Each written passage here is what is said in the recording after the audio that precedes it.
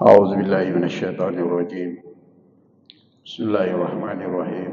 السلام عليكم ورحمة الله وبركاته.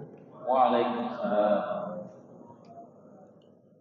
الحمد لله بنعمته تتم الصالحات، والصلاة والسلام على خير المخلوقات وعلى آله وصحبه السادات. أما بعد، سبحانك لا علم لنا إلا ما علمتنا إنك أنت العليم الحكيم. سبحانك لا فهم لنا إلا ما فهمتنا إنك أنت الجواد الكريم. رب اشرح لي صدري ويسر لي أمري واحلل عقدة من لساني يفقهوا قولي. آمين يا رب العالمين. Yang saya hormati pimpinan Satuan Permai, Saudara Moderator Ustaz Hasan, pemimpin tahlil Ustaz Haji Ahmad Radhi, bapak-bapak dan ibu-ibu yang dirahmati Allah sekalian. Syukur kita kepada Allah Subhanahu wa taala karena pada malam ini Allah masih mentakdirkan kita berada di tempat yang penuh berkah ini. Mudah-mudahan ini merupakan suatu anugerah dari Allah, sehingga Allah masih mengekalkan hati kita untuk sentiasa bersama-sama dalam majelis ilmu seperti ini sampai ke akhir zaman insyaAllah. Perlu kita ketahui, terikatnya hati kita untuk sentiasa menghadiri majlis di masjid seperti ini ada satu anugerah dari Allah, di mana Rasulullah sallallahu alaihi wasallam pernah mengisytiharkan dalam hadisnya, di mana hadis ini sangat famous, sangat terkenal. Namun sebahagian saya akan sebutkan.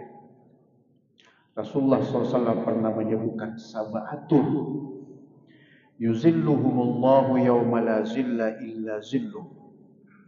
Ada 7 golongan di akhirat nanti akan mendapat naungan oleh Allah Subhanahu wa taala, di mana pada hari itu tidak ada naungan kecuali hanya naungan dari Allah. Salah satunya adalah Al-Imam Al-Adil, pemimpin yang adil. Kemudian yang berkaitan dengan pengajian kita atau keberadaan kita di masjid ini adalah warajulun qalbuhu mu'allaqun bil masajid. Seseorang baik lelaki ataupun perempuan, qalbuhu mu'allaqun bil masajid. Hatinya sentiasa terikat dengan masjid. Dan alhamdulillah pengajian kita Zanjabil ini sentiasa terikat di Masjid As-Salihin. Mudah-mudahan kita semua yang hadir dan yang sentiasa memakmurkan pengajian tafsir Zanjabil ini termasuk dalam golongan yang dinaungi oleh Allah Subhanahu wa taala di akhirat kelak nanti insyaallah. Amin. Okey. Pada malam ini insya-Allah kita akan meneruskan pengajian kita masih berkaitan dengan surah Al-Fatihah. Mudah-mudahan tidak ada yang bosan mendengarkan pengajian kita ini. Sebab hampir dikatakan setiap sekali pertemuan kita membaca satu ayat. Dan insya-Allah pada malam ini kita akan membaca ayat yang terakhir. Mudah-mudahan ini salah satu asbab yang menjadikan kita ini termasuk dalam golongan yang disebut oleh baginda sallallahu alaihi wasallam golongan yang bersahabat dengan Al-Quran. Golongan yang bersahabat dengan Al-Quran. Jadi hadis ini juga biasa kita dengar, di mana Rasulullah sallallahu alaihi wasallam pernah bersabda, "Iqra'ul Qur'an fa innahu ya'ti yaumal qiyamati syafi'an li ashabi." Bacalah Al-Quran, Karena Al-Quran itu akan datang pada hari kiamat.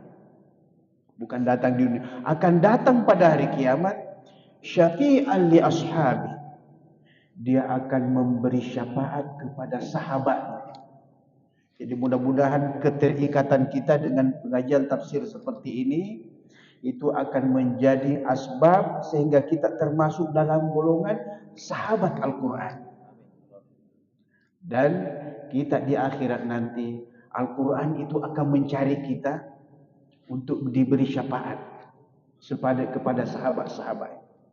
Ada satu uslub yang menarik pada hadis ini, di mana Rasulullah sallallahu alaihi wasallam menggunakan lafaz syafi'. Syafi' itu adalah sigatul mubalaghah dalam bahasa Arab yang menunjukkan bahwa Al-Quran itu tidak pandang bulu, tidak pandang warna dan tidak pandang kedudukan. Selagi kita termasuk dalam golongan sahabat kepada Al-Quran, Al-Quran itu akan memberi syafaat kepada kita. Sama ada kita ini banyak dosanya, sama ada kita ini banyak kelalaiannya, tapi kalau kita ini termasuk yang bersahabat dengan Al-Quran, syafi', kata Rasulullah, orang ini akan dicari oleh Al-Quran untuk diberi syafaat. Mudah-mudahan kita ini semua termasuk. Amin ya rabbal alamin. Justru itu, ketika ada pengajian seperti ini, Masya Allah, kemuliaannya itu luar biasa. Boleh jadi di dunia kita tak merasa apa-apa, tapi di akhirat nanti boleh jadi ada suatu hari nanti ketika kita sudah menghadap kepada Allah, kita sendiri hairan, kita sendiri kaget. Kenapa besar seperti ini pahala yang Allah sediakan kepadaku berkat pengajian yang aku hadiri di Masjid Sanjabi. Sebab setiap, jangankan ya, kata Nabi SAW, jangankan satu perkataan, satu huruf pun yang kita baca, Allah akan beri satu kebaikan, dan setiap satu kebaikan itu akan dilipat gandakan menjadi 10 kebaikan. Masya Allah. Coba bayangkan kalau ayat terakhir yang kita atur surah Al-Fatihah yang kita baca itu berapa huruf? Ba, sin, mim sampai nunnya waladhdallin itu. Masya Allah. Terkadang kita tak mampu untuk membayangkan bagaimana hebatnya Allah Subhanahu wa taala memberikan balasan kepada orang yang mau belajar Al-Quran. Sebelum meneruskan ayat ke-7, suka saya mengongsikan ada beberapa pesan-pesan Nabi atau hadis Nabi tentang surah Al-Fatihah, yang mana sebelumnya kita belum baca. Apa pesan-pesan Nabi? Salah satunya, dan ini merupakan, ada ulama yang mengatakan ini salah satu afdaliyahnya atau fadilahnya surah Al-Fatihah, atau keutamaannya surah Al-Fatihah. Rasulullah SAW pernah bersabda yang diriwayatkan oleh Imam Bukhari dan Muslim. Hadis ini sahih. Dikatakan an Ubadah bin As-Samit radhiyallahu an anna Rasulullah sallallahu alaihi wasallam qala la salata liman lam yaqra bi Fatihatil Kitab. Jadi Rasulullah SAW pernah bersabda, tiada salat, tiada sembahyang bagi orang yang tidak membaca surah Al-Fatihah. Hadis ini merupakan hadis yang menjadi asas utama kenapa surah Al-Fatihah itu dijadikan rukun dalam solat. Sebab surah Al-Fatihah inilah yang menentukan sahnya, salah satu diterimanya solat kita.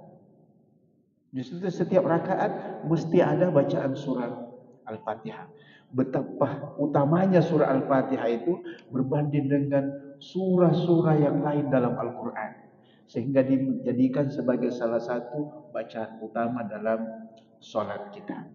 Itu hadis pertama. Hadis kedua, ini kelebihan bagi yang mau menjadikan surah Al-Fatihah ini sebagai jampi-jampi. Jadi rawa Muslim wan Nasa'i, diriwayatkan oleh Imam Muslim dan Imam An-Nasai. Hadis ini juga hadis sahih. Ani Ibn Abbas, dari Abdullah bin Abbas. Abdullah bin Abbas ini merupakan salah seorang sahabat Nabi yang paling tahu tafsir Al-Quran. Salah seorang sahabat Nabi yang pernah didoakan oleh Nabi, Allahumma faqqihhu fid din wa 'allimhu at-ta'wil. Ya Allah, berilah kepahaman agama kepada Abdullah bin Abbas, wa 'allimhu at-ta'wil, dan ajarkan dia itu takwil tafsir Al-Quran. Justru itu, kalau sahabat-sahabat Nabi tidak tahu makna Al-Quran, dia akan merujuk kepada Abdullah bin Abbas ketika Rasulullah sudah tiada bersama mereka. Ini Abdullah bin Abbas yang bercerita ni, dikatakan bainama Jibril qa'idun inda Nabi sallallahu alaihi wasallam sami'a naqidan min fawqihi. Jadi ketika malaikat Jibril, jadi ketika malaikat Jibril itu duduk bersama dengan Nabi sallallahu alaihi wasallam di suatu tempat, sami'a naqidan min fawqihi, tiba-tiba terdengar suara bunyi pintu dari atasnya. Biasalah kalau kita membuka pintu itu ada macam tu kan. Bunyi macam tu terdengar dari atas Nabi sallallahu alaihi wasallam. Pada waktu itu Nabi bersama dengan malaikat Jibril. Para fa'ara'sahu, kemudian Nabi sallallahu alaihi wasallam mengangkat kepalanya, dia melihat ke atas. Faqala, lalu malaikat Jibril berkata kepadanya, hadza babun minas sama' futihal yawm lam yuftah qat illa al-yawm. Dikata malaikat Jibril, ini yang engkau dengar itu adalah pintu dari langit. Hari ini dibuka, lam yuftah qat illa al-yawm, tidak pernah dibuka kecuali hari ini. Wah, Masya Allah. Kemudian panazala minhu malak. Ketika dibuka pintu itu, turun dari pintu itu malaikat. Faqala, kemudian malaikat Jibril berkata lagi, hadza malakun nazala ila al-ardi lam yanzil qat illa al-yawm. Malaikat itu turun ke bumi, tidak pernah turun kecuali hari ini. Fasallama wa qala. Kemudian malaikat Jibril memberi salam dan berkata, absyir binuraini utitahuma lam yu'tahuma nabiyyun qabla.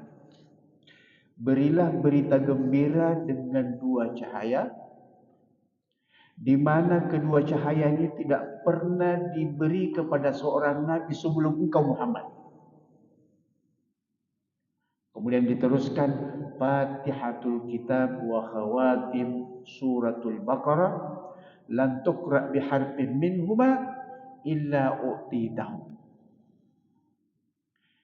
Kedua cahaya yang dimaksudkan itu adalah surah Al-Fatihah, kemudian khawatim surah Al-Baqarah, penutup surah Al-Baqarah. Jadi ada 3 ayat yang menjadi penutup itu. Lillahi ma fis samawati wa ma fil ardi wa in tubdu ma fi anfusikum kemudian amanar rasul kemudian la yukallifullahu nafsan illa wus'aha.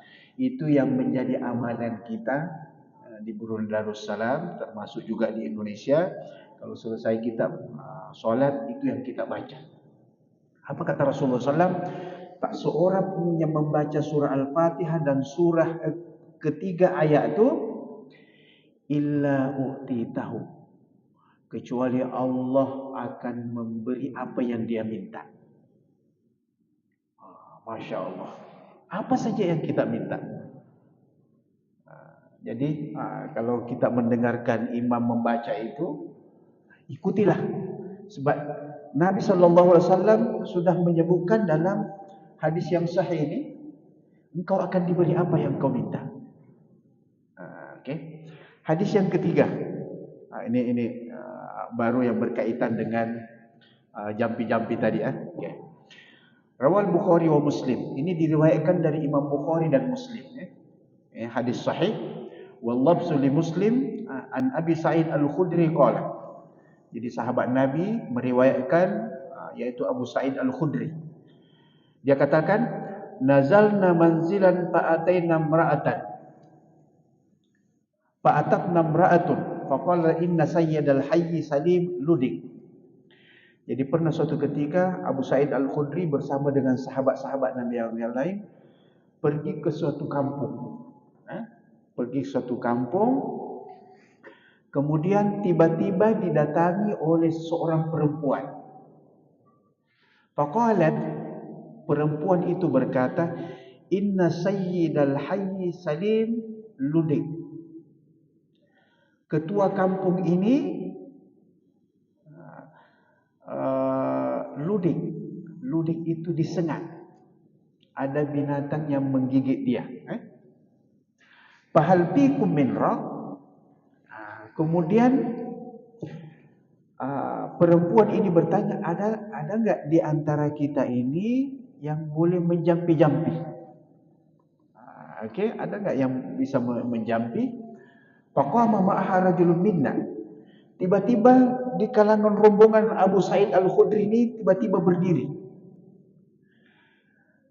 Ma kunna nazunnuhu yuhsinu ruqyah. Aku tidak pernah menyangka dia itu pandai meruqyah. Faraqahu bi Fatihatil Kitab. Kemudian sahabat ini dia menjampi orang yang kena sengat itu dengan surah Al-Fatihah. Okey? Fabara'ah. Alhamdulillah dengan izin Allah sembuh penyakitnya itu. Fa'atau ganaman wasaqauna lamadan.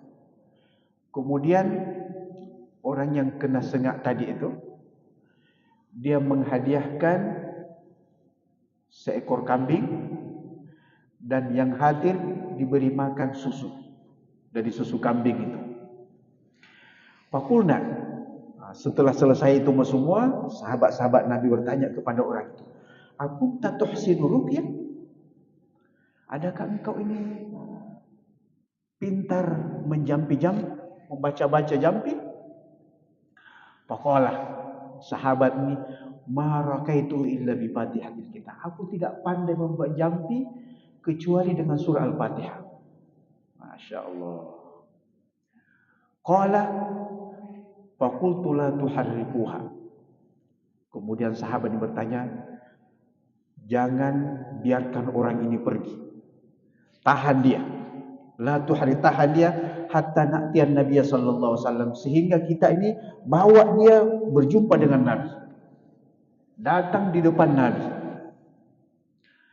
Fa ataina Nabi sallallahu alaihi wasallam fa dzakarna dzalika lahu faqala.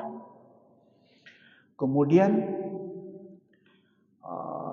dibawalah orang itu pergi berjumpa dengan Nabi sallallahu alaihi wasallam. Kemudian sahabat lain bercerita bahawa ada ketua kampung ni kena sengat. Kemudian ketika disengat itu dia minta sahabat-sahabat lain untuk siapa yang bisa membaca jampi-jampi. Kemudian orang ini menjampinya. Itu dicerita kepada Nabi. Kemudian faqala, kemudian Rasulullah sallallahu alaihi wasallam menjawab, "Maka na yudrihi anna ruqyah aqsimu wadribu li bisahamin ma'akum." Kemudian Nabi memberitahu orang ini tidak tahu bahwa surah Al-Fatihah itu boleh dibaca untuk menjampi-jampi. Aksimu, sebab dihadiahkan kambing, Nabi pun baibunlah dengan sahabat, bagi juga aku, jangan kau seorang yang makan. Wadribu li bisahmin ma'akum, sedikit pun tak ada masalah. Gitu. Hadis ini memberikan satu makna bagi kita bahawa surah Al-Fatihah ini karena terlalu dalamnya maknanya, luar biasanya kemuliaannya, sehingga boleh digunakan untuk menjampi-jampi. Masya Allah. Jadi kalau kita ada sesuatu, jampilah dengan surah Al-Fatihah.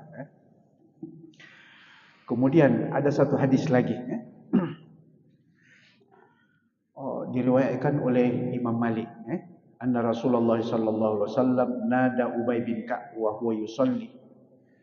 Jadi Rasulullah SAW pernah memanggil Ubay bin Ka'ab. Ubay bin Ka'ab ini salah seorang sahabat Nabi yang termasuk sahabat yang paling banyak meriwayatkan atau banyak mentafsirkan Al-Quran juga. Kemudian Nabi memanggil Ubay bin Ka'ab, wa huwa yusalli, sedang pada masa itu dia sedang salat. Falamma fariga min salatihi lahikatu fawada Rasulullah sallallahu alaihi wasallam yadahu ala yadayhi. Ketika selesai salat, dia pergi berjumpa dengan Nabi sebab dia dengar Rasulullah memanggilnya. Fawada yadahu ala yadayhi, kemudian diletakkanlah tangan Ubay bin Ka'ab di atas paha Nabi. Wa huwa yuridu an yakhruja min babil masjid. Pada masa itu Ubay bin Ka'ab mau keluar dari masjid sudah. Wa qala inni la arju alla takhruja minal masjid hatta ta'lama surata ma anzalallahu fit Taurati wala fil Injil wala fil Qur'ani mithlaha. Kemudian Nabi SAW memberitahu Ubay bin Ka'ab, saya berharap engkau jangan keluar dari masjid sehingga engkau tahu satu surah yang tidak pernah diturunkan oleh Allah di dalam kitab Taurat, baik dalam kitab Injil ataupun bahkan di dalam Al-Quran, mislah yang seumpama itu, sehebat itu. Qala faja'altu ubti'u bil masyi raja'an dzalika.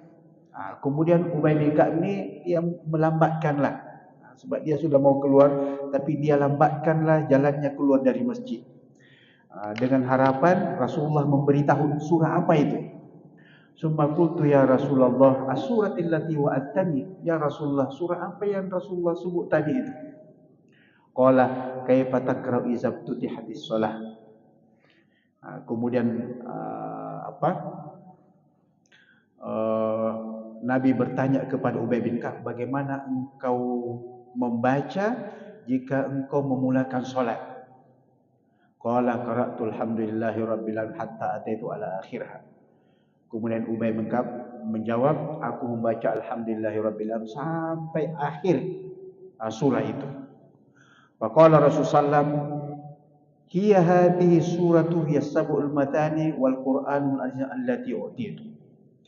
Inilah surah yang tidak pernah diberi kepada siapapun selain aku.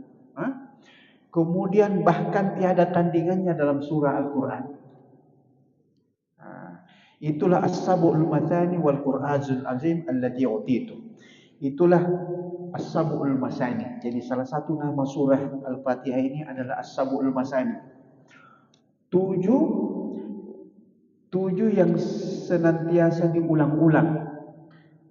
Jadi wajar saja kalau surah Al-Fatihah itu berulang lagi dalam surah Al-Baqarah, berulang lagi dalam surah An-Nisa, bahkan berulang lagi dalam akhir surah An-Nisa, surah An-Nas. Nanti kita huraikan lebih lanjut nanti insyaallah. Oke, itu berkaitan dengan hadis Nabi. Sekarang kita melihatlah ayat yang terakhirnya. Jadi setelah kita melihat apa kelebihan-kelebihannya yang kita boleh jadikan sebagai jampi-jampi, kemudian betapa mulianya surah ini mata Nabi SAW sehingga diajarkan kepada sahabatnya. Sekarang mari kita mentadabburkan ayat yang terakhir.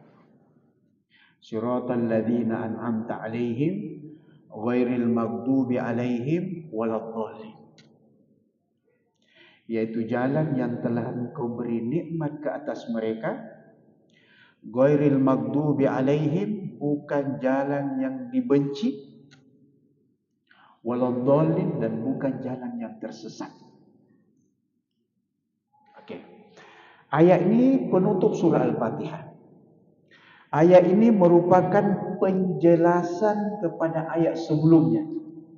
Jadi pada pertemuan sebelum ini kita telah menguraikan dan menjelaskan seorang hamba yang membaca surah Al-Fatihah itu akan meminta petunjuk kepada Allah. Petunjuk apa itu? Yaitu petunjuk ke jalan yang lurus. Jalan yang lurus apa yang dimasukkan itu? Itulah jalannya Nabi Muhammad, jalannya Al-Quran, jalannya orang-orang yang beriman kepada agama Islam ini. Itu jalan yang lurus. Tapi terkadang kita masih bertanya, yang mana satu itu sebenarnya jalan yang lurus? Ayat ke-7 ini datang menjelaskan bahawa yang dikatakan siratal mustaqim itu adalah siratal ladzina an'amta alaihim. Jalannya orang yang telah Engkau beri nikmat ke atas mereka. Siapa itu jalan yang Allah telah beri nikmat kepada mereka? Jalannya para anbiya, jalannya para salihin, jalannya para orang-orang yang syuhada. Itu semua adalah jalan yang telah Allah beri nikmat kepada mereka. Kenapa Allah istilahkan mereka itu mendapat nikmat?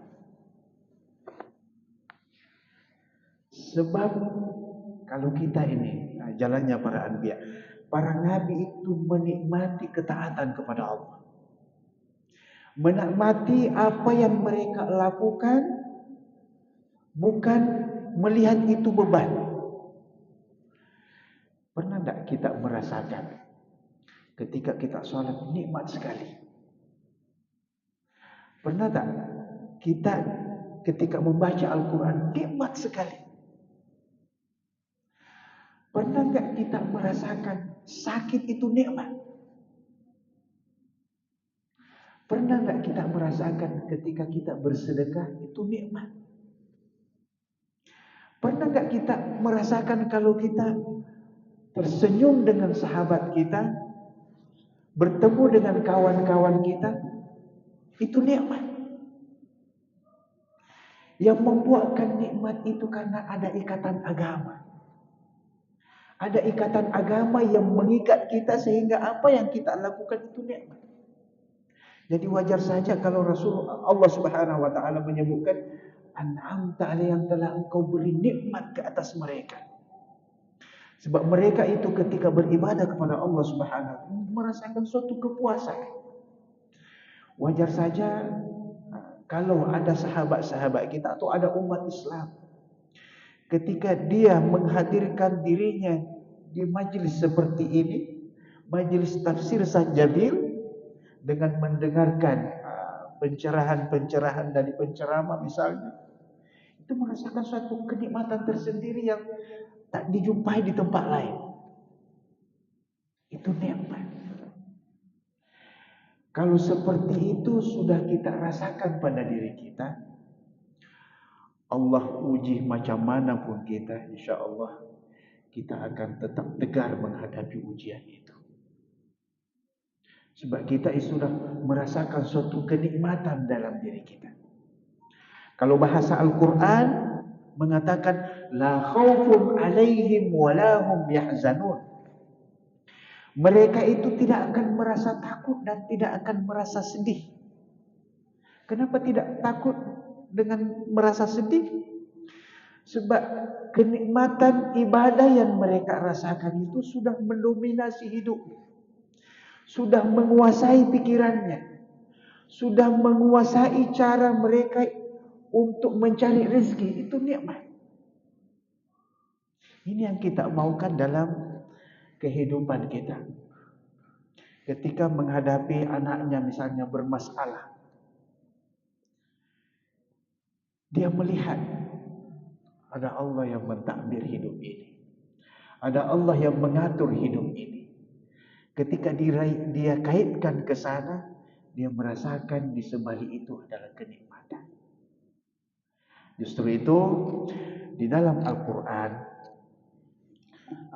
kalau kita melihat ada beberapa ayat yang Allah Subhanahu wa taala sebutkan golongan yang telah diberi nikmat ini memberikan suatu kenikmatan tersendiri kalau kita membacanya. Contoh misalnya dalam surah Maryam, wadhkur fil kitabi Ismail innahu kana shadiqal wa'di wa kana rasulan nabiyya wa kana ya'muru ahlahu bis salati waz zakati wa kana 'inda rabbih mardiyya. Wadhkur fil kitabi Idris innahu kana siddiqan nabiyya wa rafa'nahu makana 'aliyya ulaika alladziina an'ama Allahu 'alaihim minan nabiyyin min zurriyyati Adam wa mimman hamalna ma'anu wa min zurriyyati Ibrahim wa Israil wa mimman hadaina wa jattabaina idza tutla alaihim ayatul rahmani kharru sujadan wa bukiya. Di sini Allah Subhanahu wa taala bercerita kepada kita golongan-golongan yang telah diberi nikmat oleh Allah. Salah satunya adalah keturunan Nabi Ismail, keturunan Nabi Ibrahim. Kenapa? Sebab salah satu puncanya adalah shadiqal wa'di. Kalau dia berjanji, dia selalu menepati janji. Itu salah satu yang boleh memicu untuk mendapatkan satu kenikmatan. Kemudian begitu juga dengan Nabi Idris, dikatakan kana siddiqan nabiyya, selalu benar. Maknanya salah satu yang boleh menguatkan kita ini kalau kita sentiasa berpegang kepada yang benar. Ulaikal ladzina an'ama Allah, kata Allah, mereka itulah golongan yang telah diberi nikmat oleh Allah daripada golongan nabi-nabi, wa min zurriyyati Adam, dan juga dari keturunan Nabi Adam. Maknanya yang mendapat kenikmatan itu bukan hanya para anbiya, tapi dari keturunan Nabi, dari keturunan Nabi Adam pun sama. Kita pun layak untuk mendapatkan itu. Kemudian yang kedua, wa may yuti'illaha war rasula fa ulaika ma'al ladzina an'ama Allahu 'alaihim minan nabiyyin was-siddiqin wasyuhada'i was-shalihin wa hasuna ulaika rafiqa. Sesiapa yang taat kepada Allah dan Rasulnya, mereka itu akan bersama dengan orang yang telah diberi nikmat oleh Allah ke atas mereka. Maknanya kita ini manusia biasa, modalnya hanya taat kepada Allah dan Rasulnya, tapi Allah akan meletakkan kita bersama dengan para anbiya, para siddiq, para mati syahid, dan orang-orang soleh. Apa kata Allah? Wa hasuna ulaika rafiqa. Itulah orang yang terbaik yang akan bersama dengan kita kalau kita taat kepada Allah dan Rasul.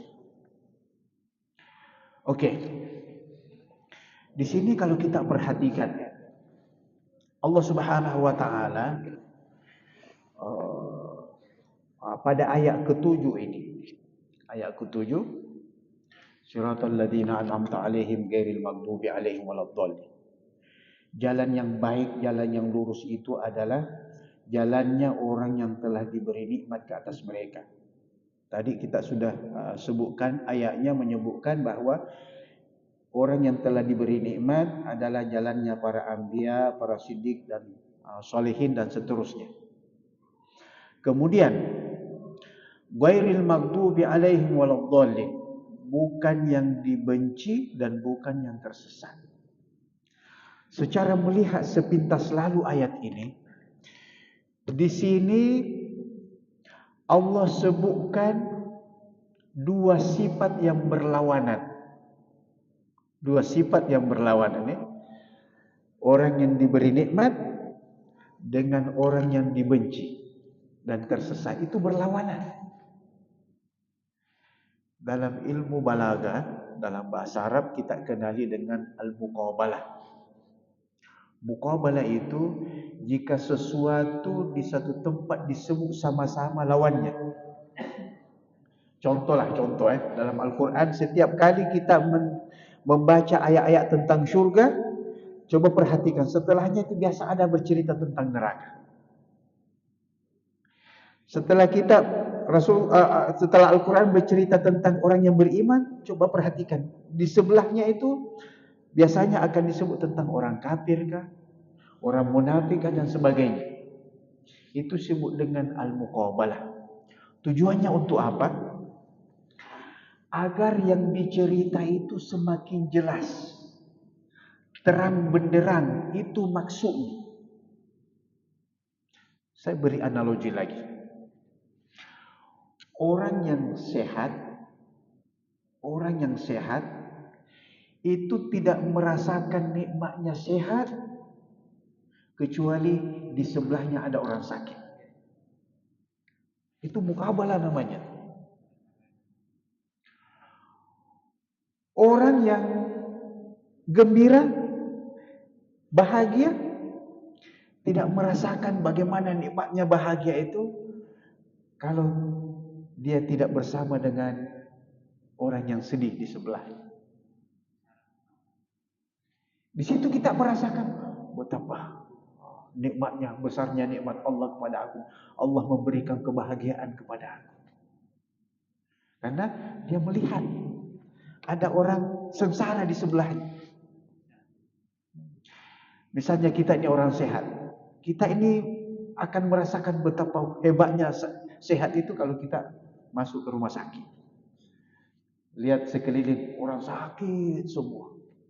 Kita akan bersyukur kepada Allah. Itulah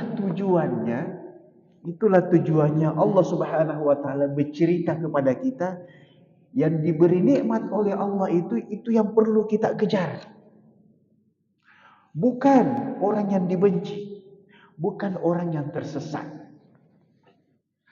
Tapi perlu kita ketahui bahwa siratal ladzina an'amta 'alaihim ghairil maghdubi 'alaihim waladdallin. Kalau kita membuka kitab-kitab tafsir, yang dibenci itu adalah orang Yahudi. Yang tersesat itu adalah orang Nasrani.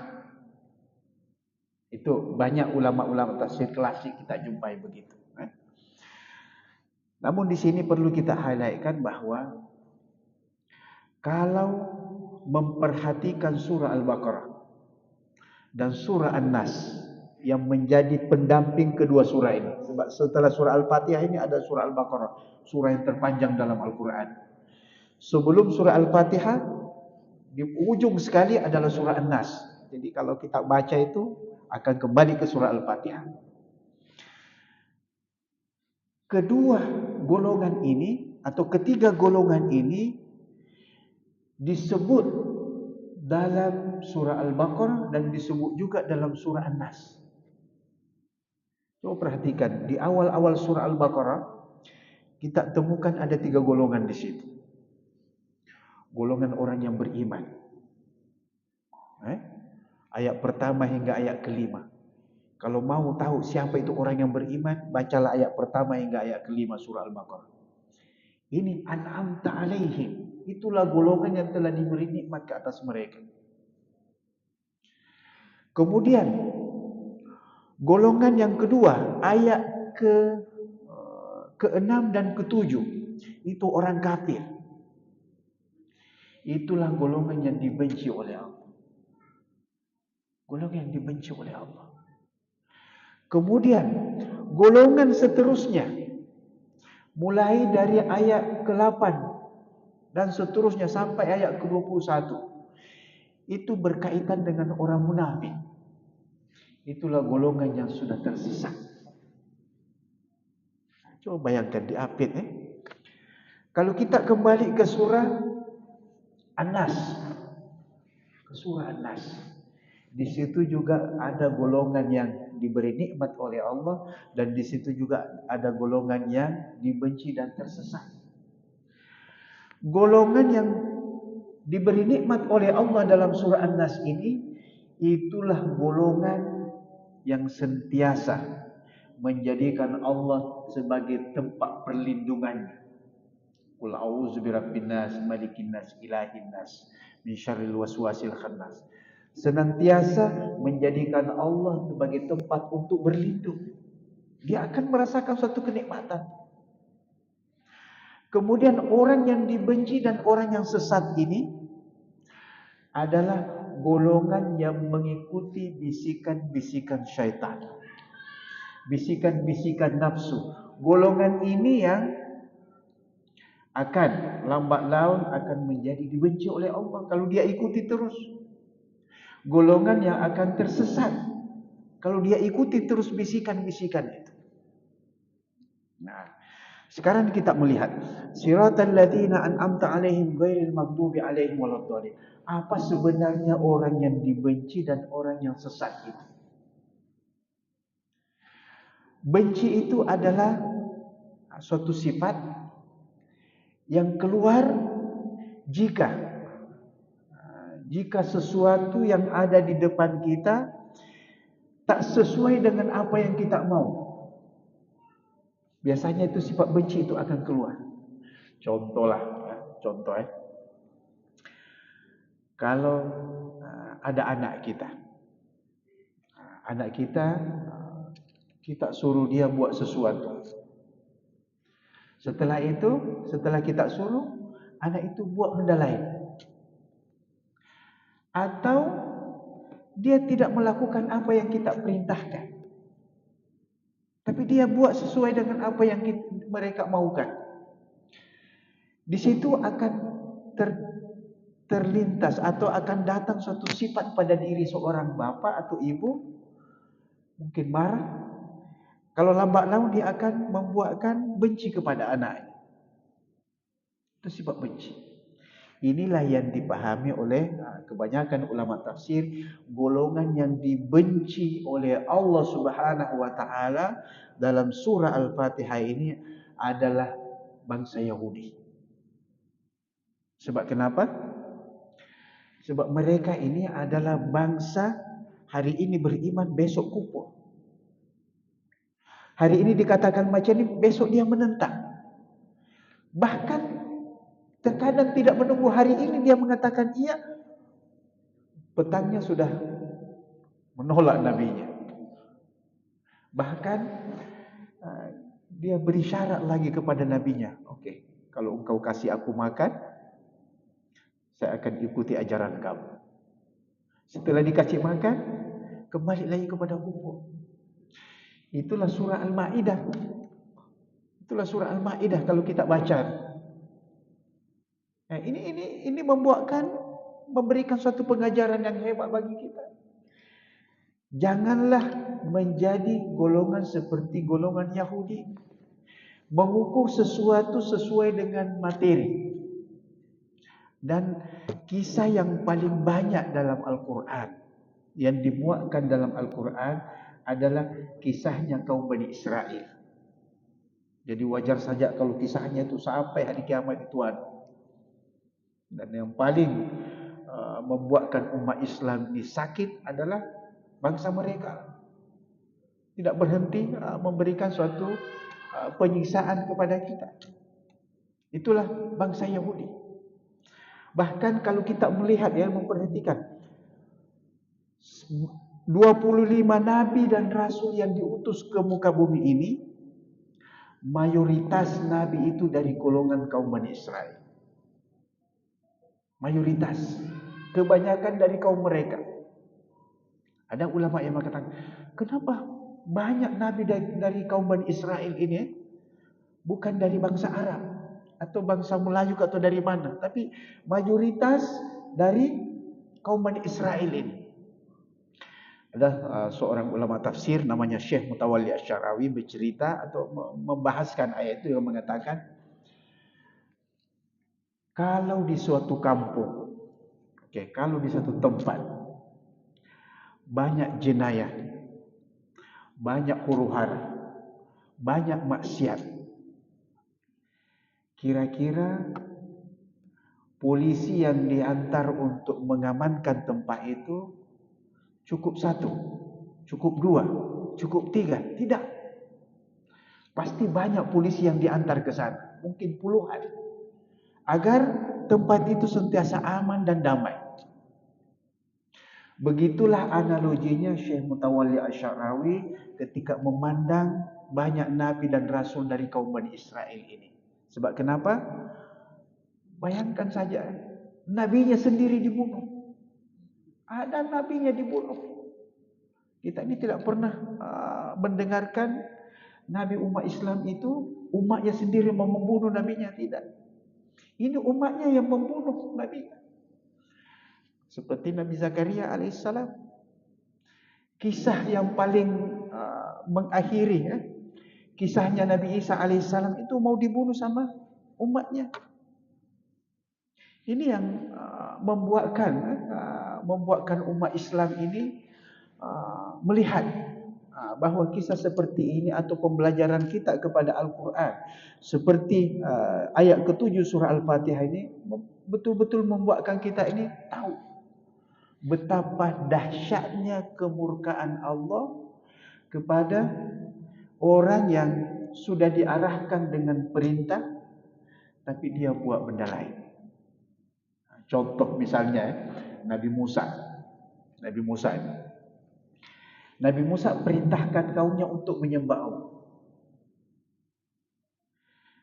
Dan ketika Nabi Musa ini sudah membawa kaum Bani Israel dan menyelamatkan dari penyiksaan Fir'aun.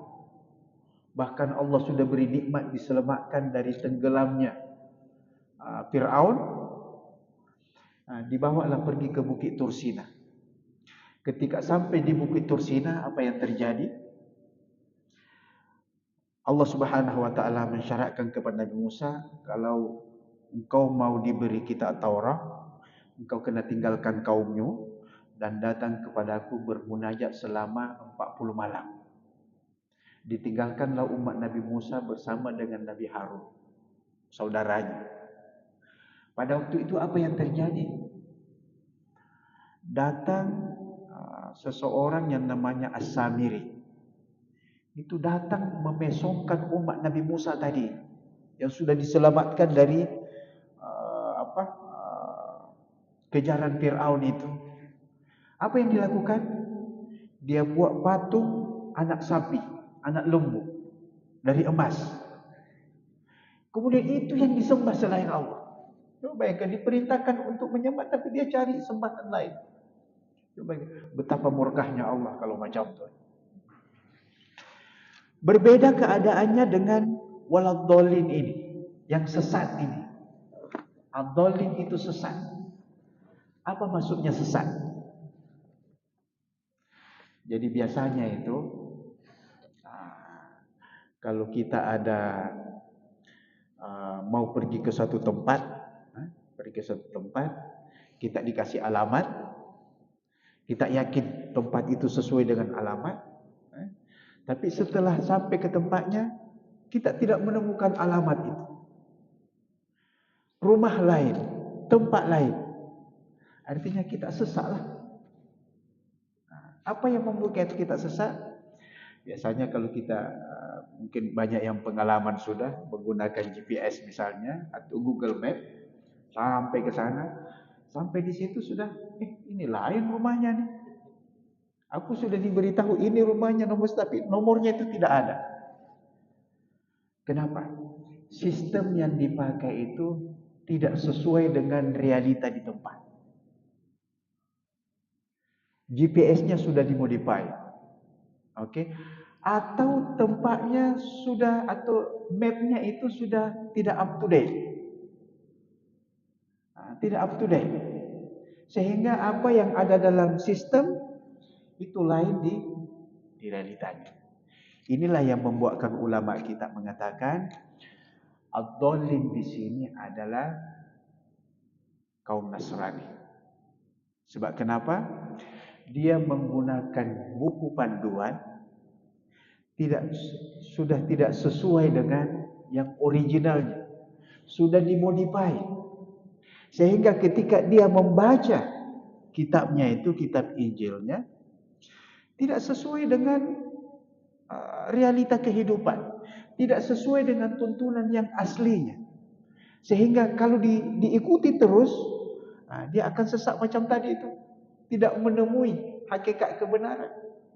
Tidak menemui ajaran yang sebenarnya. Sebab kenapa?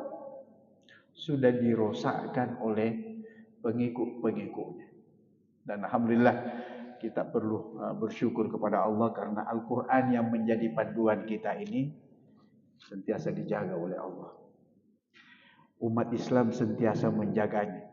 Salah satu bentuk penjagaan umat Islam, di mana ada Al-Quran, di situ pasti ada tulisan Arabnya dan terjemahannya. Itu salah satu cara umat Islam menjaga. Beda dengan kitab-kitab lain. Kalau sudah dialih bahasa, bahasa asalnya sudah tidak ada. Jangankan itu, sudah beralih bahasa kemudian beralih ke bahasa lain, sudah artinya sudah lain. Al-Quran, alhamdulillah Allah menjaga benda itu. Kemudian yang kedua, Al-Quran itu sampai kepada kita ini, dan bahkan di peringkat awal Allah Subhanahu wa taala menjaga Al-Quran dengan hafalan. Coba bayangkan pada zaman Nabi itu sahabatnya ramai. Mana mungkin sahabat itu membaca Al-Quran di pelepah kurma? Tidak akan mungkin yang ada di Madinah, tidak mungkin pelepah kurma itu yang dibawa di Mekah. Tidak mungkin.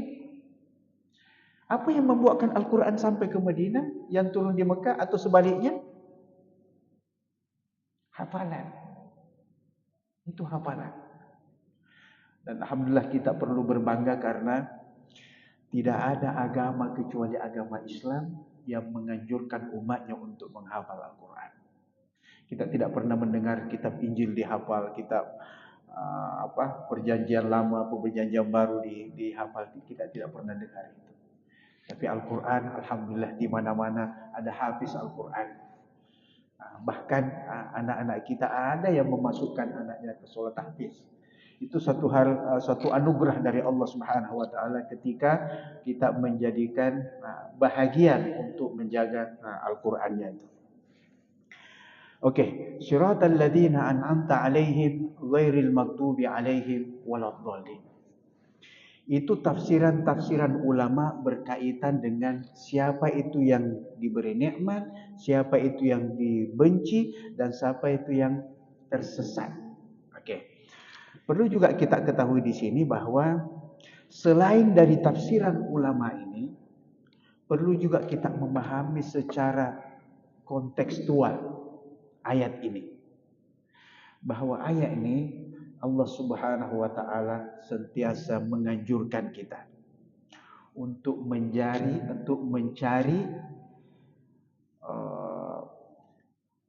tokoh-tokoh yang menjadi panutan kita. Ulama-ulama yang menjadi anutan kita, yang menjadi idola kita. Dan kita ini tak lain dan tak bukan adalah Rasulullah sallallahu alaihi wasallam menjadi idola kita.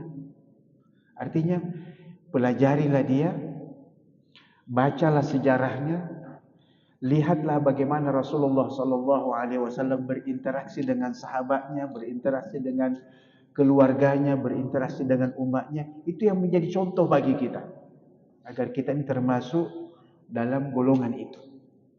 Kemudian yang kedua, Allah Subhanahu wa taala menggunakan lafaz al-maghdub. Al-maghdub ini kalau diterjemahkan dalam bahasa Melayu, dibenci. Dibenci. Biasanya kalau perkataan awalan di itu dilakukan, disebut, pembencinya itu bukan satu. Orang ini dibenci. Maknanya semua yang ada sekeliling yang pernah berinteraksi dengan dia itu dibenci. Maknanya golongan yang dibenci di sini, yang Allah Subhanahu wa taala mahukan kita ini dijauhkan darinya, adalah golongan Yahudi tadi ini. Kalau begitu, janganlah berinteraksi dengan mereka. Kalau begitu, janganlah ikuti cara hidup mereka. Kalau begitu, janganlah meniru atau terikut-ikut dengan pola pikir mereka. Sebab itu akan membuatkan lambat laun kita akan terjerumus kepada kebencian. Itu na'udzubillah. Begitu juga dengan ad-dallin. Kalau ad-dallin ini orangnya yang sesat. Kalau Allah tak disebut dengan mudallal atau madlul, tapi waladdallin, orang yang sesat. Maknanya orang sesat itu dirinya yang sesat. Kalau sudah menjadi sesat, kemana dia pergi, dia tak akan menemukan jalan. Dia tidak akan menemukan laluan. Sebab kenapa? Dia sendiri blank dengan benda itu. Ini golongan yang kita perlu hindari dalam diri kita. Okey. Kemudian sebagai kesimpulan secara keseluruhan, surah Al-Fatihah ini, marilah kita menjadikan surah ini sebagai mukaddimah kepada Al-Quran. Setelah kita baca dari ayat 1 hingga ayat ke-7, ketika kita membacanya, jadikanlah ia itu meresap pada diri kita. Bahwa kita sudah paham mulai dari bismillahnya, kemudian alhamdulillahnya, kemudian ar-rahmanir rahimnya, kemudian malik yaumiddinnya, kemudian iyyaka na'budu wa iyyaka nasta'in, kemudian ihdinas siratal mustaqim, dan seterusnya sampai ghairil maghdubi alaihim waladdallin. Kita paham dengan baik. Itu nomor satu. Kemudian yang kedua, ada ulama yang pernah cerita bahwa surah Al-Fatihah ini juga salah satu bentuk yang kita boleh belajar kalau kita mau melamar pekerjaan. Mau melamar pekerjaan. Apa saja jenis pekerjaan yang kita mau lamar, kita minat dengan pekerjaan itu, jadikanlah surah Al-Fatihah ini sebagai panduan. Panduannya apa? Jadikan, ada enggak kaitannya dengan Allah tempat kerja aku ini? Itu satu. Kemudian yang kedua, ada enggak tempat kerja ini melayakkan aku untuk memuji kepada Allah? Layak tak aku memuji Allah kalau pekerjaan seperti ini aku lakukan? Kalau tidak, carilah pekerjaan yang lebih baik. Kemudian yang ketiga, ada enggak pekerjaan yang aku akan ceburi ini, aku akan lakoni ini, pekerjaan yang membuatkan aku sadar bahwa Allah itu sumber rezeki, bukan dari tenaga aku, bukan dari usaha aku inilah yang membuatkan menjadi punca atau sebab sehingga rezeki itu datang kepada aku. Jadi di sini pola pikirnya perlu dibetulkan. Kemudian, ada enggak pekerjaan ini boleh membuatkan aku teringat tentang akhirat? Itu malik yaumiddin. Membuatkan aku sadar enggak tentang akhirat mengenai pekerjaan ini? Kalau itu, oke, silahkan. Pasti ada berkahnya. Kemudian syarat berikutnya, ada enggak pekerjaan ini tidak menghalangi aku untuk beribadah kepada Allah? Iyyaka na'budu wa iyyaka nasta'in. Kalau itu ada, teruskan. InsyaAllah itu akan membuatkan kita ini mendapat berkah dari pekerjaan itu. Kemudian di ayat ke-6 dan yang ke-7, ada enggak pekerjaan ini membuatkan kita sentiasa berada di jalan yang lurus? Ini jalan lurus enggak? Maksudnya, ada enggak pekerjaan ini tidak mengeluarkan aku untuk membelok ke jalan yang lain? Kalau itu mendukung untuk pekerjaan yang lurus, teruskan. Sebab itu adalah berkah dari Allah. Kemudian ayat yang ke-7, ada enggak pekerjaan ini suatu hari nanti membuatkan aku dibenci oleh Allah? Ada enggak di ujung-ujungnya nanti pekerjaan ini membuatkan aku tersesat jalan? Boleh aku lalai, boleh aku mungkin terpesong dari agama Allah kalau aku meneruskan pekerjaan ini. Inilah yang membuatkan ulama-ulama kita melihat surah Al-Fatihah ini boleh jadikan panduan untuk menilai pekerjaan mana yang baik atau pekerjaan mana yang tidak baik. Okey. Ada juga, ada masalah lagi sedikit Ada juga yang menjadikan surah Al-Fatihah ini panduan kalau kita mau interview. Wah, Masya Allah, ini terlalu jauh sudah nih. Tapi boleh kita kaitkan ke sana. Kalau kita mau temu juga dengan sesuatu pekerjaan, surah Al-Fatihah ini salah satu jadi panduan. Salah satu jadi panduan. Panduannya apa? Nomor satu, pastikan hati kita ini bersama dengan apa yang kita mau jadikan pekerjaan yang kita mau diinterview itu. Hati kita dahulu. kebersamaan kita dengan tempat kerja itu. Yang kedua, kita ini pasti akan memuji-muji. Jadi kalau kita mau melamar satu pekerjaan, pastikan ketika di interview kita memuji tempat yang kita mau ditemuduga itu. Jangan menentang, jangan apa, tapi pujilah. Sebab pujian itu akan menimbulkan satu reaksi yang membuatkan orang itu cenderung untuk melihat kita. Kemudian, yang ketiga,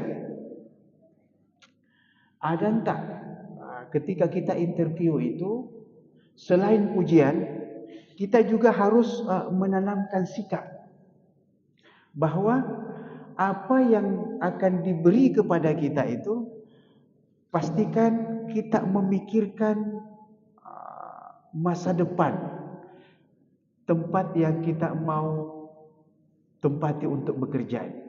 Jadi kita kena mempersiapkan apa masa depan yang sesuai untuk aku dan apa masa depan yang sesuai untuk syarikat ini misalnya.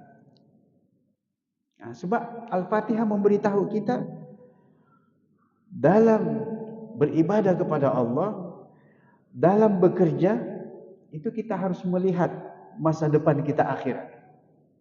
Jadi kita perlu memandang juga sejauh itu. Ini yang pengalaman-pengalaman yang biasa disampaikan oleh ulama-ulama kita dalam mengaplikasikan surah Al-Fatihah ini ke berbagai bidang lah.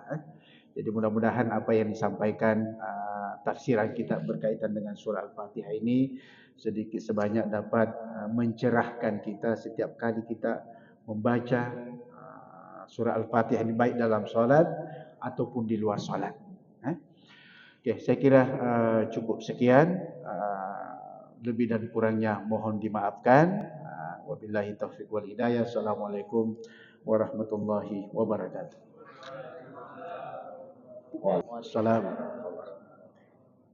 Terima kasih Ustaz atas surah Al-Fatihah ini sebagai umum Quran.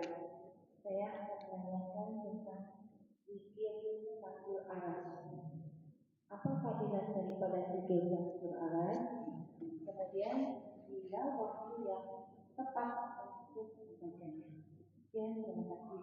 Assalamualaikum warahmatullahi wabarakatuh. Okey, terus.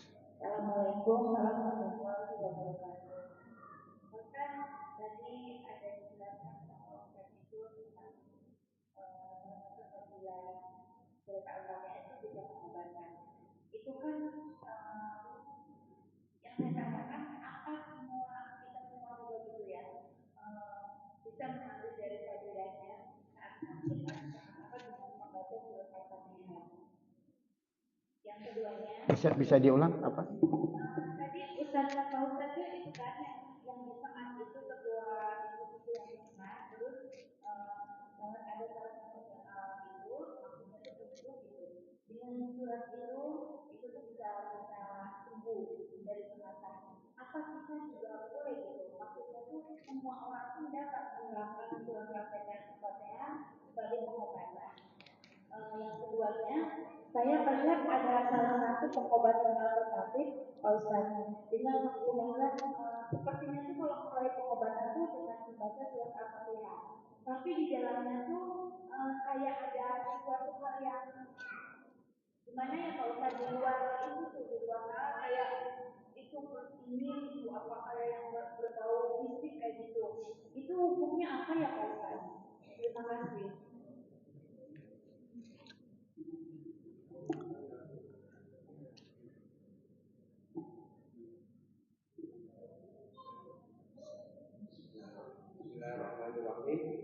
Assalamualaikum warahmatullahi wabarakatuh.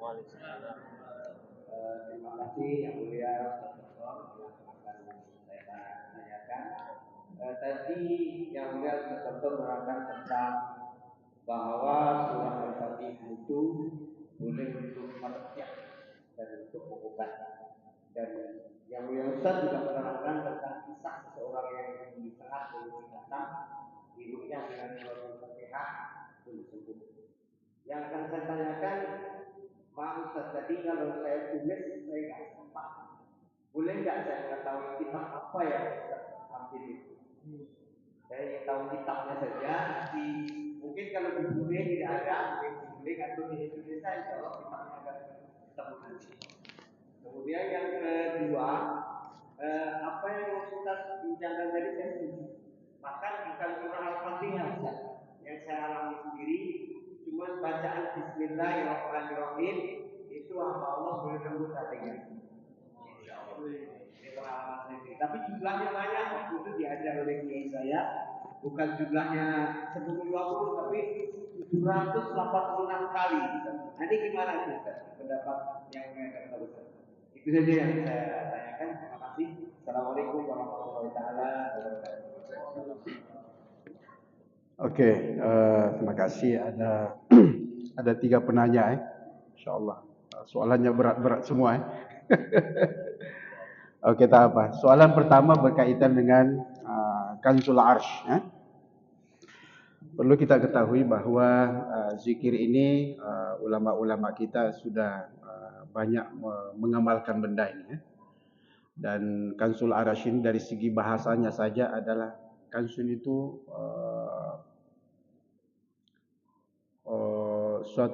sesuatu yang boleh menggegarkan arash, lebih kurang macam itulah maksudnya. Artinya benda ini atau zikir-zikir ini, sebab zikirnya ini panjang, zikirnya panjang dan tak ada waktu yang tertentu yang boleh kita zikirkan. Sebab namanya juga berzikir. Allah perintahkan wazkuruni azkurukum. Ingatlah aku, niscaya aku juga mengingatimu. Nah, salah satu konsep utama dari zikir-zikir ini sebab di situ ada tahlilnya lah, di situ ada tasbihnya lah, di situ ada takbirnya lah, banyak di situ. Itu semua Masya Allah merupakan lapas-lapas yang membuatkan bukan hanya dikenali di bumi, tapi di arash pun dikenali benda itu.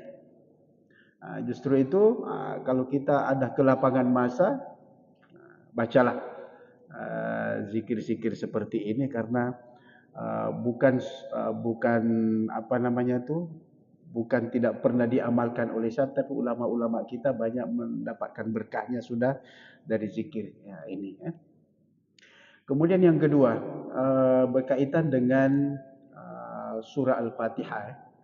Bisa enggak kita ini umat biasa atau umat Nabi Muhammad yang bukan dari golongan sahabat yang mempraktikkan ruqyah ini, meruqyah dengan surah Al-Fatihah?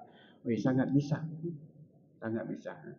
Sebab surah ini saya pun mungkin lebih kurang bulan lepas ya.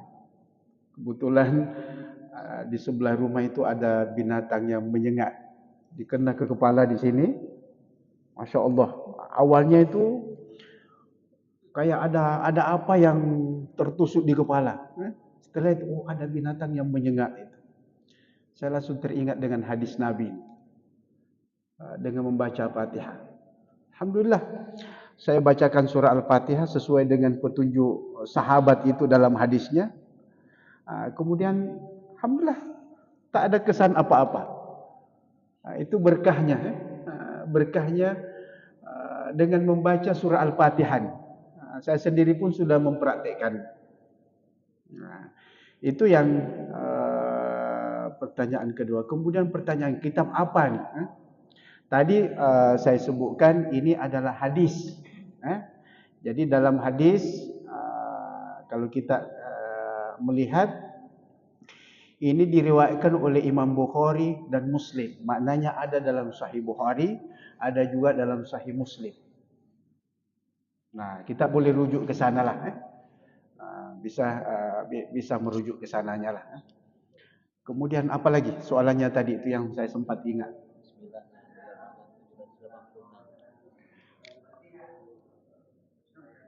Bismillah yang dibaca 786.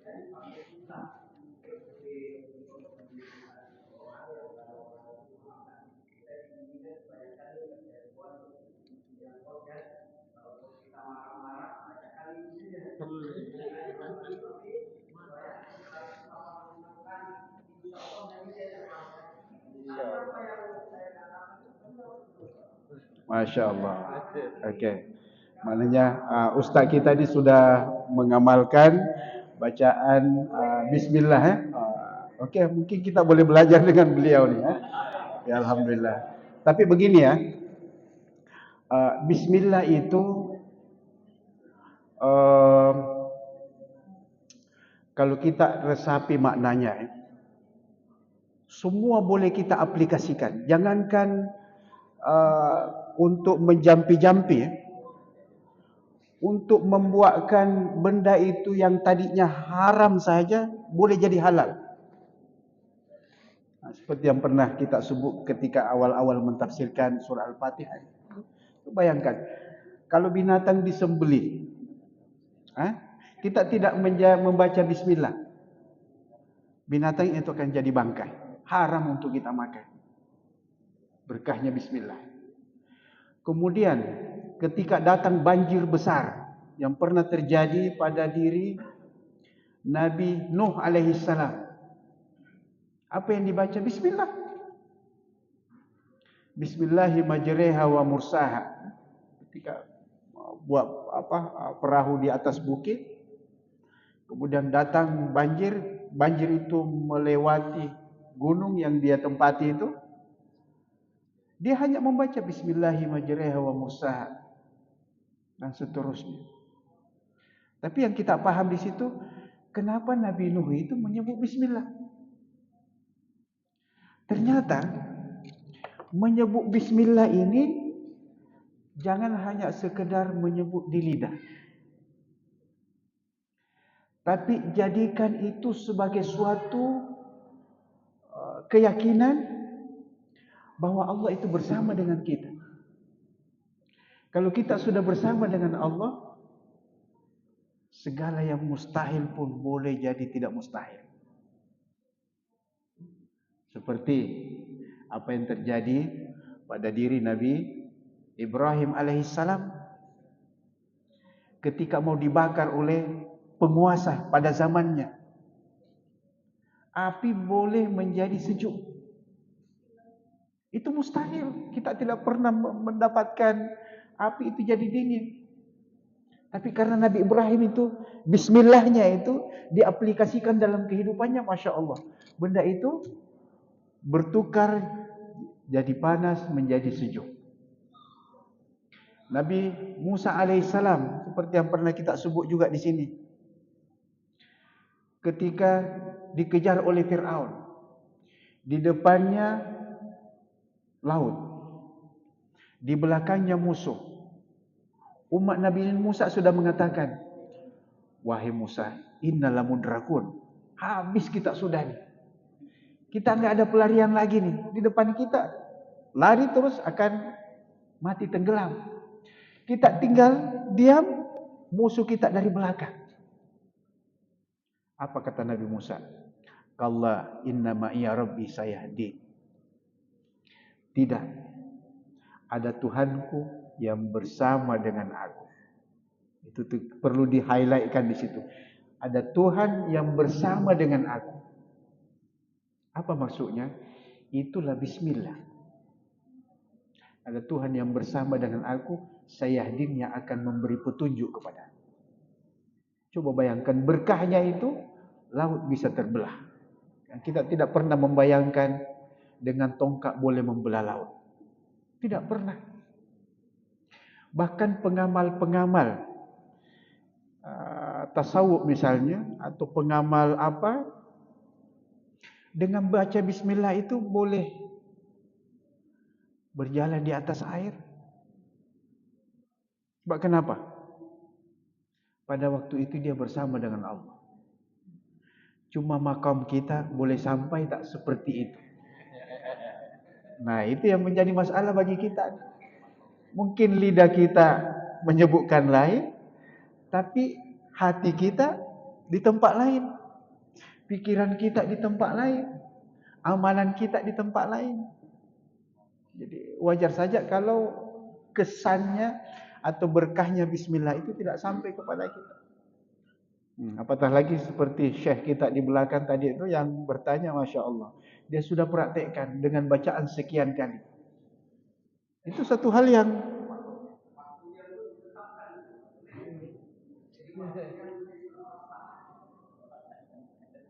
iya jelas. Itu adalah sesuatu hal yang sebab kalau kita ini sudah terbiasa terbiasa melafazkan sesuatu, memang ada rahasia Allah di sebalik lafaz itu yang kita tidak tahu. Jadi saya teringat apa yang pernah disampaikan oleh kalau tak silap Prof. Quraisy Shihab kita dengan Al-Quran itu kalau kita bersahabat, semakin dekat kita dengan Al-Quran, semakin banyak rahasianya kita tahu. Sama hanya kalau kita ini bersahabat dengan seseorang. Semakin dekat persahabatan kita dengan seseorang, semakin banyak rahasianya yang kita tahu. Kalau masih sedikit rahasianya, berarti belum terlalu akrab itu, belum terlalu dekat. Tapi kalau kita sudah tahu tentang rahasianya, maknanya kita memang sudah sangat dekat dengan orang itu. Begitu juga dengan Al-Quran. Semakin dekat kita dengan Al-Quran, banyak rahasia-rahasia di sebaliknya itu yang Allah ajarkan kepada kita. Yang kita sendiri baru tahu setelah semakin dekat kepada Al-Quran itu. Ini yang perlu kita dorong untuk diri kita, kemudian generasi kita untuk sentiasa dekat dengan Al-Quran. Saya kira itu yang mampu untuk saya jawablah. Minta maaflah kalau tak sampai atau tak terjawab apa yang ditanyakan tadi. Terima kasih. Alhamdulillah, terima kasih kami ucapkan kepada yang sudah bertanya dan kepada penjuru kita yang sudah menjelaskannya. Kami ucapkan juga terima kasih kepada jemaah yang telah hadir. Semoga kehadiran kita kita sama-sama bermunajat kepada Allah. Mudah-mudahan kita semua sentiasa diberi kesehatan oleh Allah. Kita semua sentiasa diberi taufik dan diampuni segala dosa-dosa kita, termasuk keluarga kita, orang tua kita, dan orang yang kita bacakan tahlil tadi ini. Semoga kita semua disatukan di tempat nanti di akhirat nanti, di tempat syurga yang Allah janjikan untuk kita semua. Amin. Bismillahirrahmanirrahim. Alhamdulillahirabbil alamin hamdan hamidin hamdan syakirin hamdan yuafi ni'amahu wa yukafi mazida ya rabbana lakal hamdu kama yanbaghi jalalikal karim wa azim sultanik. Allahumma inna nas'aluka jam'an marhuma wa tafarruqan min ba'di tafarruqan ma'suma wa la taj'al bina wa la baina syakiyyan wa la mahruma bi rahmatika ya arhamar rahimin. Rabbi ghfir lana wa liwalidayna warhamhum kama rabbana shighara. Rabbana atina fid dunya hasanah wa fil akhirati hasanah wa qina adzabannar. Wa sallallahu ala sayyidina Muhammad wa ala alihi wasallam. Subhana rabbika rabbil izzati amma yasifun. Wa salamun alal mursalin walhamdulillahi rabbil alamin. Taqabbalallahu minkum innahu wa minkum.